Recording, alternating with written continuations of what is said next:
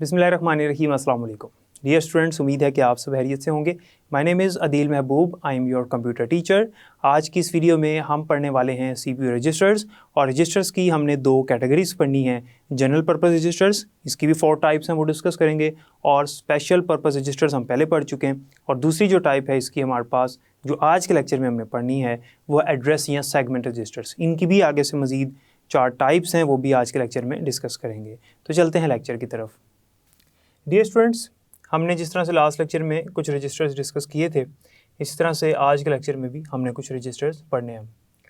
हमारे पास रजिस्टर की कैटेगरीज़ हैं, जिनमें से 2 कैटेगरीज़ और उनकी जो टाइप्स हैं वो आज हम डिस्कस करेंगे। हमने ये पढ़ा था कि CPU जो है उसके अंदर हंड्रेड्स ऑफ रजिस्टर्स मौजूद होते हैं। हर रजिस्टर जो है वो एक ख़ास किस्म का डाटा स्टोर करता है, क्योंकि ये मेमोरी लोकेशंस होती हैं इनसाइड द CPU, यानी हमारा जो माइक्रो प्रोसेसर है उसके अंदर ये मेमोरी लोकेशंस हैं। चूँकि इनमें डाटा स्टोर होता है, तो हर रजिस्टर एक ख़ास किस्म का डाटा स्टोर करने की सलाहियत रखता है। तो वो हमने पढ़ना है कि कौन सा रजिस्टर कौन सा डाटा स्टोर करता है। इसमें सबसे पहले जो हमारे पास रजिस्टर की कैटेगरी है वो है GPR। कुछ हमने लास्ट लेक्चर में पढ़ लिए थे जो कि स्पेशल पर्पस रजिस्टर्स थे, लेकिन आज हमने पढ़ने हैं जनरल पर्पस रजिस्टर्स और एड्रेस या segment registers. General purpose registers जो होते हैं, यानी GPR रजिस्टर्स, ये ऐसे रजिस्टर्स होते हैं जो कि 4 तरह के रजिस्टर्स होते हैं। इनमें सबसे पहले हमारे पास AX रजिस्टर आता है, उसके बाद BX रजिस्टर, फिर CX रजिस्टर और DX register. AX, BX, CX और DX याद रखिएगा students. AX stands for accumulator register, ये मैंने यहाँ पर लिखा हुआ है, अभी हम इसकी वर्किंग भी देखेंगे। Accumulator register, X stands for register है यहाँ पर।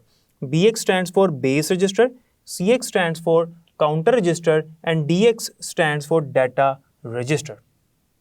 इनके साइजेस देख लेते हैं कि कितने साइज़ के ये रजिस्टर्स हैं, उसके बाद फिर हम इनकी वर्किंग देखेंगे।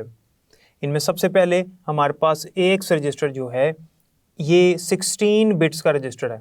सेम इसी तरह से BX भी 16 बिट्स का रजिस्टर है, CX भी और DX भी। AX रजिस्टर जो है, इस चीज़ को समझिएगा कि AX रजिस्टर जो है इसकी आगे से 2 टाइप्स हैं, यानी इसकी 2 पार्टीशंस हुई हैं। AX के अंदर इसकी 2 पार्टीशन हैं, 2 पार्ट्स हैं इसके, ये कह सकते हैं। एक पार्ट है इसका AH और दूसरा पार्ट है AL। AH और AL ये दोनों 8 बिट्स के रजिस्टर हैं, ये यहाँ पर मैंने मेंशन किया हुआ। दोनों 8 बिट्स के रजिस्टर्स हैं। सेम इसी तरह से BX रजिस्टर में भी BH और BL दोनों 8 बिट्स के रजिस्टर्स हैं। CX रजिस्टर के अंदर CH और CL दोनों 8 बिट्स के रजिस्टर्स हैं, और DX के अंदर भी DH और DL ये दोनों 8 बिट्स के रजिस्टर्स हैं। तो चूँकि इसके अंदर इसके 2 इसके हिस्से हैं, 2 पार्ट्स हैं 8 बिट्स के, इस वजह से टोटल AX रजिस्टर कितने बिट्स का हो गया, 16 बिट्स का हो गया। तो टोटल ये जो AX, BX, CX, DX हैं, ये 16 बिट्स ईच, यानी हर रजिस्टर जो है ये 16 बिट्स का है। और 16 बिट्स का मतलब क्या होता है, हमारे पास 2 बाइट्स। ठीक है। अब AH stands for higher, accumulator higher, और L स्टैंड फॉर लोअर। होता ये है कि AX रजिस्टर के अंदर जब 16 बिट्स स्टोर होती हैं, क्योंकि 16 बिट्स इसका साइज है ना, जब इसके अंदर 16 बिट्स स्टोर होती हैं, तो पहली जो 8 बिट्स होती हैं वो AH में स्टोर हो जाती हैं, हायर बिट्स होती हैं, और जो नेक्स्ट यानी आखिरी 8 बिट्स होती हैं, 8 बिट्स होती हैं, वो लोअर जो एक्यूमुलेटर रजिस्टर है उसके अंदर स्टोर हो जाती हैं। तो टोटल 16 बिट्स का मतलब है इसके अंदर 8 बिट्स अलग-अलग हैं, 8 बिट्स का AH और 8 बिट्स का AL, इसी तरह से BH, BL, इसी तरह से CH और CL, और सेम इसी तरह से DH और DL। तो टोटल ये हमारे पास जो DX रजिस्टर है ये 16 बिट्स का हुआ, CX रजिस्टर भी 16 बिट्स का हुआ, BX भी 16 बिट्स का और AX भी 16 बिट्स का। अभी इस कॉन्सेप्ट को ज़रा समझिएगा और ये याद रखिएगा। मैं थोड़ा सा रिकैप देने लगा उनके साइजेस का। AX, BX, CX और DX ये 16 बिट्स के रजिस्टर्स हैं, यानी 2 बाइट्स के रजिस्टर्स हैं। ओके, लेकिन इनके अंदर इनके पार्ट्स बने हुए हैं, इनके हिस्से हो गए, इनके टुकड़े हो गए। एक है AH और एक है AL, इसी तरह से BH और BL, CH और CL और DH और DL। ये सारे AH भी 8 बिट्स का और AL भी 8 बिट्स का, इस तरह से BH 8 बिट्स और BL 8 bits and so on. तो इस तरह से ये हमारे पास 16 बिट्स का रजिस्टर होता है। आज के जो कंप्यूटर्स हैं उनमें ये AX, BX, CX, DX का साइज़ जो है वो डबल कर दिया गया है, और इन रजिस्टर्स का जो नाम बन गया है वो है EAX, EBX, ECX और EDX। यानी E जो है वो इसके साथ वर्ड ऐड हो गया और ई स्टैंड्स फॉर एक्सटेंडेड। तो हम इसे कहेंगे कि this is extended accumulator register, extended base register, extended counter register and extended data register. तो जब एक्सटेंडेड हो गए तो इसके अंदर ये जो ई ऐड हुआ है ये मज़ीद 16 बिट्स का ऐड हो गया। ई जो है वो मज़ीद 16 बिट्स का ऐड हो गया है। तो AX का साइज़ पहले 16 बिट्स था, तो 16 ये और 16 ये टोटल कितने हो गए 32 बिट्स। ये यहाँ पर 32 बिट्स है। 32 बिट्स का मतलब है 4 बाइट्स ईच, यानी ये सारे जो हैं EAX 4 बाइट्स का हो गया। 4 बाइट्स का कैसे? क्योंकि हमने पढ़ा हुआ है कि 1 byte is equals to 8 bits, तो एक बाइट में 8 बिट्स होती हैं। तो हमारे पास EAX जो है वो 32 बिट्स का, विच मीन्स 4 बाइट्स। इस तरह से EBX 4 बाइट्स का, ECX 4 बाइट्स का और EDX 4 बाइट्स का। ये MCQ बोर्ड में एक दफ़ा आ चुका है कि इन EAX the size of E is dash, यानी EAX में E का साइज़ कितना है, यानी जो E ऐड हो गया बीच में, ये कितने बिट्स ऐड हुए हैं, तो 16 बिट्स मज़ीद ऐड हुए, तो डबल साइज़ हो गया। तो वैसे AX, BX, CX, DX 16 bits यानी 2 बाइट्स के रजिस्टर्स हैं, लेकिन जब EAX हो गया, ये EBX हो गया, ECX और EDX हो गया, तो ये 4 बाइट्स के हो गए यानी 32 बिट्स के हो गए। ये इनके साइजेस थे जो कि हमने पढ़े और ये समझना भी ज़रूरी था क्योंकि बुक में भी मेंशन है और बोर्ड के वाले से भी इम्पोर्टेंट है MCQ में। अब हम बात करते हैं कि ये जो रजिस्टर्स हैं इनकी वर्किंग क्या है। इन रजिस्टर्स की वर्किंग देखते हैं। इनमें सबसे पहले हमारे पास आता है AX रजिस्टर, एक्यूमुलेटर रजिस्टर। इसकी वर्किंग है जी अर्थमेटिक एंड डाटा मूवमेंट्स। इसके अंदर रिजल्ट स्टोर होता है अर्थमेटिक ऑपरेशंस का, क्योंकि ये देखिए रजिस्टर जो मेमोरी लोकेशन है इनमें सारी चीज़ें स्टोर होती हैं, कैलकुलेशंस वगैरह नहीं होती। कैलकुलेशंस का रिजल्ट इसके अंदर स्टोर होता है। तो जितने भी अर्थमेटिक ऑपरेशंस हैं उनका रिजल्ट, उनका आंसर AX रजिस्टर में स्टोर होता है, और जितने भी डाटा मूवमेंट के ऑपरेशंस हैं उनका रिजल्ट भी, उनका आंसर भी AX के अंदर स्टोर होता है। अच्छा, अब डाटा मूवमेंट से क्या मुराद है? जो प्रोग्रामर होता है ना, प्रोग्रामर कौन होता है? जो कि सॉफ्टवेयर बनाता है। सॉफ्टवेयर बनाने के दौरान वो कुछ वैल्यूज़ को रजिस्टर्स के अंदर स्टोर करवाता है। इसका मतलब वैल्यूज़ को मूव करवा रहा है किस रजिस्टर के अंदर। तो वैल्यूज़ जब मूव करवाई जाती हैं किस रजिस्टर के अंदर, तो उसके लिए जो रजिस्टर इस्तेमाल किया जाता है डाटा मूवमेंट के लिए, वो फिर AX रजिस्टर का इस्तेमाल करता है। ठीक है, तो डाटा को मूव करने के लिए, मूव करवा के किसी रजिस्टर में स्टोर जब करवाना हो तो हमारे पास AX रजिस्टर इस मकसद के लिए इस्तेमाल होता है, और इसके अंदर अर्थमेटिक ऑपरेशंस का रिजल्ट भी स्टोर होता है। उसके बाद आता है हमारे पास BX रजिस्टर। अच्छा, ये चूंकि जनरल पर्पस रजिस्टर्स हैं तो ये रजिस्टर्स एक से ज़्यादा चीज़ों को स्टोर कर सकते हैं, एक से ज़्यादा मकासद के लिए इस्तेमाल हो सकते हैं। जनरल पर्पस है, आम रूटीन में इस्तेमाल होने वाले भी हैं, और जो हमने लास्ट टाइम पढ़े थे उन सब का एक एक काम था। अब इसमें देखें अर्थमेटिक ऑपरेशंस का रिजल्ट भी स्टोर हो रहा है और डाटा मूवमेंट का भी। BX की फुल फॉर्म होती है बेस रजिस्टर। बेस रजिस्टर जो है ये ऐसा रजिस्टर है जिसके 3 काम हैं, और ये 3 काम कौन से हैं? नंबर 1 पे है अर्थमेटिक, वही जो AX रजिस्टर का काम है, यानी AX रजिस्टर वाला भी इसका काम है अर्थमेटिक ऑपरेशंस वाला, सेम। दूसरा काम डाटा मूवमेंट्स या डाटा ऑपरेशंस भी इसको कह सकते हैं। डाटा के ऊपर डिफरेंट ऑपरेशंस जब परफॉर्म होते हैं या डाटा की मूवमेंट की जाती है वो भी इसके अंदर स्टोर होती है।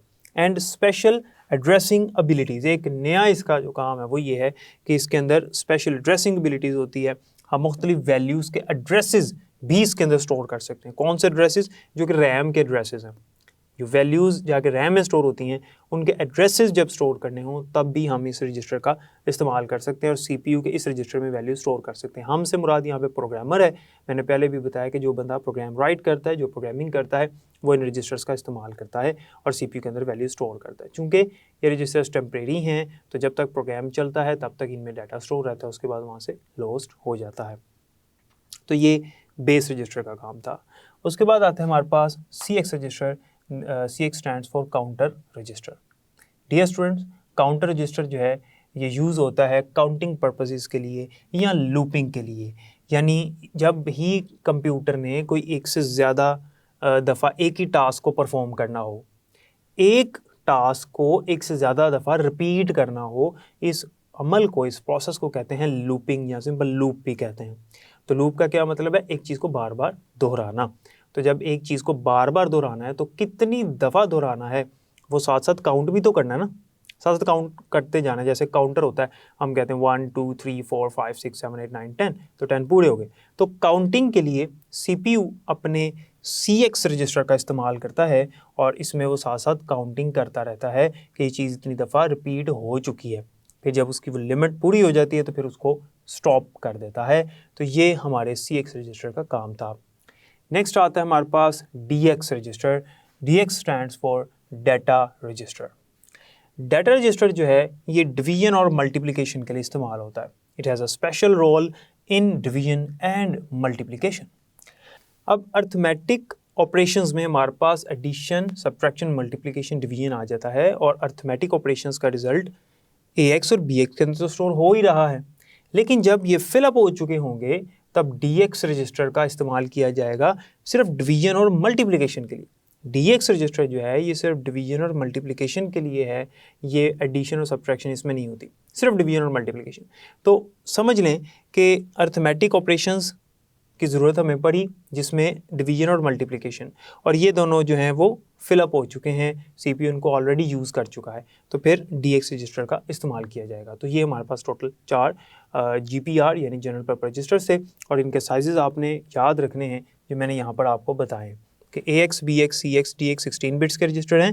AX की आगे से 2 डिस्ट्रीब्यूशन हुई है, 2 इसके यूनिट्स हैं, 2 पार्ट्स हैं, 2 हिस्से हैं, एक AH और एक AL, दोनों 8 बिट्स के हैं। इस तरह से टोटल AX 16 बिट्स का। इसी तरह से सारे हैं। इनका साइज़ जब डबल किया गया तो E इनके साथ लग गया और ये टोटल 4 बाइट्स के हो गए यानी 32 बिट्स के। नेक्स्ट आता है हमारे पास एड्रेस या सेगमेंट रजिस्टर। एड्रेस या सेगमेंट रजिस्टर जो है, यहाँ पे एड्रेस का मतलब आप समझते हैं हमारी मेमोरी का जो एड्रेस होता है और इसको हम बेस लोकेशन भी कहते हैं। एड्रेस, बेस लोकेशन, इंडेक्स, इनका मतलब एक ही है, ठीक है। यहाँ segment, address, segment, base location, index, इसका मतलब एक ही होगा इस टॉपिक में। इसमें भी हमारे पास 4 रजिस्टर्स आते हैं, 4 टाइप्स के ये रजिस्टर्स हैं, जिनमें सबसे पहले आता है कोड सेगमेंट यानी CS रजिस्टर। CS रजिस्टर जो है ये ऐसा रजिस्टर है जो कि बेस लोकेशन है for all executable instructions in the programme.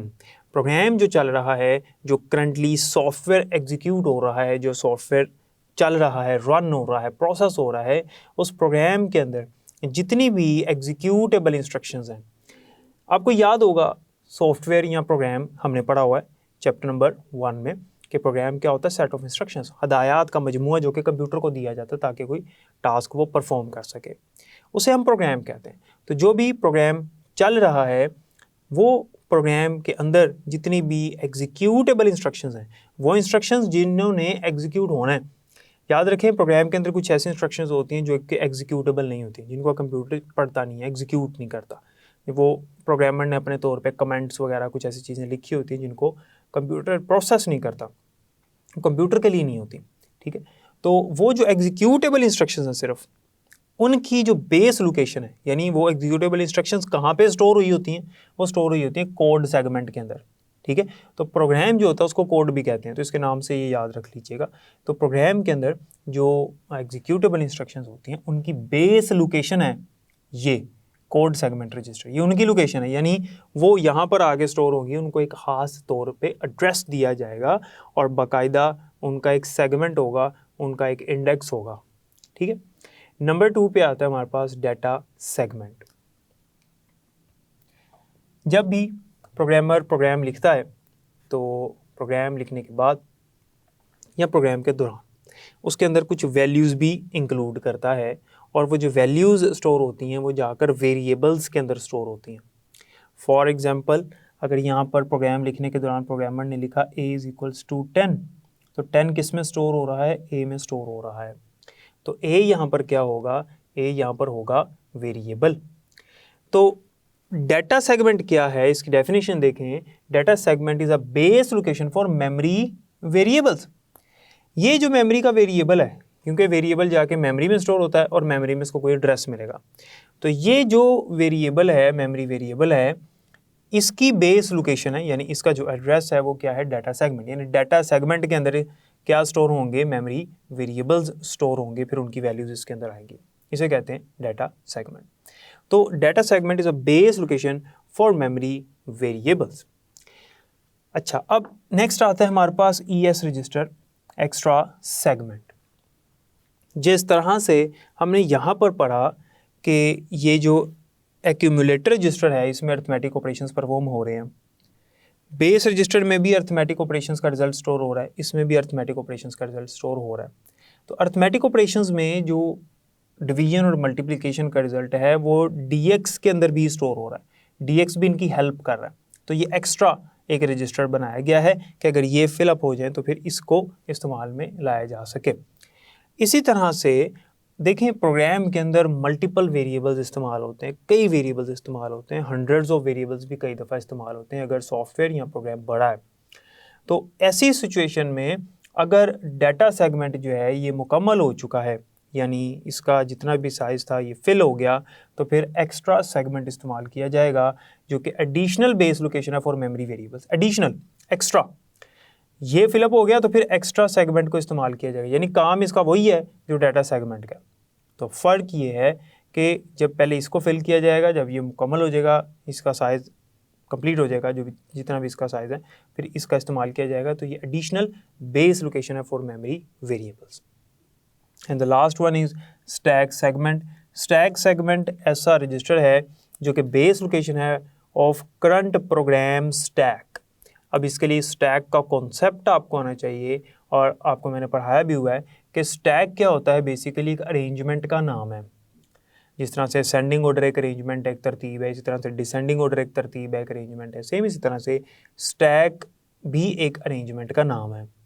और ये किस तरह की अरेंजमेंट है, इसे कहते हैं लास्ट इन फर्स्ट आउट, यानी जो इंस्ट्रक्शन सबसे लास्ट पे गई होगी उसने सबसे पहले आउट होना है, उसने सबसे पहले एग्जीक्यूट होना है, उसने सबसे पहले बाहर निकलना है, और जो सबसे पहले इंसर्ट हुई होगी उसकी सबसे लास्ट पे बारी आएगी। तो ये होता है स्टैक। तो जो प्रोग्राम इस टाइम चल रहा है, अगर उसके अंदर कुछ ऐसे इंस्ट्रक्शंस हैं जो कि स्टैक के ऑर्डर में है, स्टैक की तरतीब में है, स्टैक के सीक्वेंस में है, तो उनकी जो बेस लोकेशन है, यानी वो इंस्ट्रक्शंस फिर किसके पास सेव हो जाएंगी, स्टैक सेगमेंट के पास सेव हो जाएंगी। ठीक है, तो ये सारे के सारे जो हैं ये एड्रेस या सेगमेंट रजिस्टर्स हैं, ये एड्रेसेस होल्ड करते हैं, यानी कि ये इसके अंदर प्रोग्राम की एग्जीक्यूटेबल इंस्ट्रक्शन स्टोर हो जाती हैं, तो ये उसकी बेस लोकेशन बन जाता है। डाटा सेगमेंट जो है रजिस्टर, इसमें मेमोरी वेरिएबल्स की बेस लोकेशन बन जाती है, मेमोरी वेरिएबल्स जाके स्टोर हो जाते हैं। इसके अंदर भी मेमोरी वेरिएबल स्टोर होते हैं, एडिशनल बेस लोकेशन आई है। और स्टैक सेगमेंट जो है इसके अंदर प्रोग्राम का जो स्टैक है, करंट प्रोग्राम स्टैक, वो जाकर स्टोर होता है। अच्छा, अब ये याद रखिएगा इनके भी साइजेज़ हैं। तो ये जितने भी रजिस्टर्स हैं ये 2 बाइट्स के रजिस्टर्स हैं सारे के सारे, यानी 16 बिट्स के रजिस्टर्स हैं। जितने भी एड्रेस या सेगमेंट रजिस्टर्स हैं ये हमारे पास 2 बाइट्स के रजिस्टर्स हैं। तो ये जो रजिस्टर्स हैं और ये जो रजिस्टर्स हैं दोनों के अब आप जितने भी वर्किंग है, जो काम है इनके आपस में डिफरेंट हैं। तो हमने ये पहले भी पढ़ा था कि सीपीयू जो है उसके अंदर बहुत सारे रजिस्टर्स होते हैं, और हर रजिस्टर जो है वो एक ख़ास मकसद के लिए होता है। चूँकि टेम्परेरी मेमोरी लोकेशंस हैं, फास्ट भी हैं, तो जब तक कंप्यूटर ऑन रहता है तब तक इनके अंदर डाटा सेव रहता है, उसके बाद यहाँ से लॉस्ट हो जाता है। तो उम्मीद है कि इसकी समझ आ गई होगी।